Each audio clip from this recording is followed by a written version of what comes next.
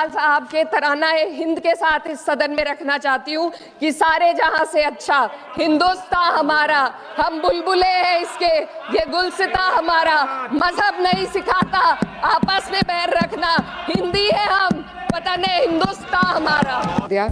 आज हमारे राष्ट्रगीत के 150 वर्ष पूरे होने पर हो रही महत्वपूर्ण चर्चा में गर्व के साथ एक भारतीय होने के नाते मैं अपने विचार रखना चाहती हूँ।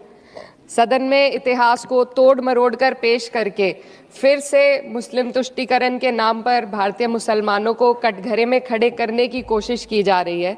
लेकिन मैं सदन में बताना चाहूँगी कि हम भारतीय मुसलमान जिन्ना के आह्वान को ठुकराकर अपने इस प्यारे वतन की मिट्टी के साथ मजबूती से जुड़े रहे।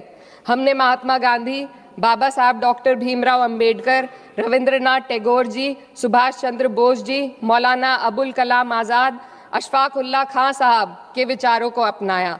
हम भारतीय मुसलमान इंडियंस बाय चॉइस हैं, बाय चांस नहीं। वंदे मातरम के किन छंदों को राष्ट्रगीत के तौर पर अपनाया जाए, यह फैसला सर रविंद्रनाथ टैगोर और सुभाष चंद्र बोस जी जैसे नेताओं के परामर्श के बाद हुआ। क्या अब हम उन महान नायकों की समझ पर प्रश्न चिन्ह उठाएंगे, उन्हें देश को बांटने वाला और तुष्टीकरण करने वाला कहने का पाप करेंगे?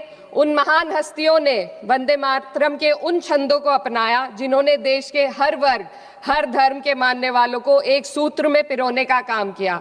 और मैं एक घटना आप लोगों के सामने रखना चाहती हूँ। वर्ष 1998 में उत्तर प्रदेश सरकार के मंत्री रविंदर शुक्ला जी ने स्कूलों में राष्ट्रगीत को गाना अनिवार्य कर दिया था। लेकिन तब के तत्कालीन प्रधानमंत्री अटल बिहारी वाजपेयी जी ने, जो उस समय लखनऊ के दौरे पर थे, उत्तर प्रदेश सरकार के इस फैसले पर नाराजगी जताई और यूपी सरकार ने राष्ट्रगीत को अनिवार्य करने वाले मंत्री को बर्खास्त कर दिया था। अब मैं सत्ता पक्ष से सवाल करना चाहूंगी,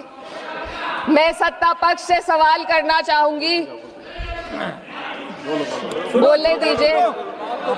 मैं सत्ता पक्ष से सवाल करना चाहूंगी कि जो विजन आजादी के समय के लोगों का था राष्ट्रगीत को स्वेच्छा पर छोड़ने का, उसी का अनुसरण माननीय अटल बिहारी वाजपेयी जी ने किया, तो क्या वह भी मुस्लिम तुष्टीकरण कर रहे थे? जी नहीं, अटल बिहारी वाजपेयी जी राजधर्म निभा रहे थे। देश में सब धर्मों को एक साथ लाना, सबके जज्बात का एहसास करना ही सबसे बड़ा राष्ट्रवाद है। माननीय अध्यक्ष महोदय, आज हमें वंदे मातरम के असली भाव को समझना जरूरी है। यह गीत तो देश के जल, जंगल, जमीन, हरियाली और निर्मल हवा की वंदना को समर्पित है। यह भारत की जन जन की मंगल कामना करता है।